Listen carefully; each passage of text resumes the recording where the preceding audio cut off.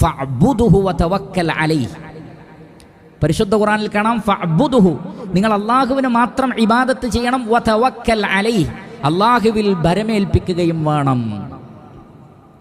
ഇന്നി തവക്കൽതു അലല്ലാഹി റബ്ബി വറബ്ബിക്കും, നിങ്ങളുടെയും എൻ്റെയും റബ്ബായ അല്ലാഹുവിൽ ഞാൻ ഭരമേൽപ്പിച്ചിരിക്കുന്നു.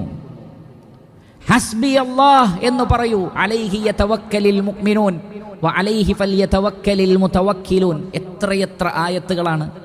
അല്ലാഹുവിൽ ഭരമേൽപ്പിക്കുക, അവനെ അനുസരിക്കുക, അവൻ്റെ പ്രീതിയുള്ള മാർഗങ്ങളിലൂടെ സഞ്ചരിക്കുക. എന്നിട്ട് നിങ്ങളുടെ പ്രശ്നം നിങ്ങൾ റബ്ബിനെ ഏൽപ്പിച്ചാൽ അല്ലാഹു സുബ്ഹാനഹു തആല മതി എന്നാണ്.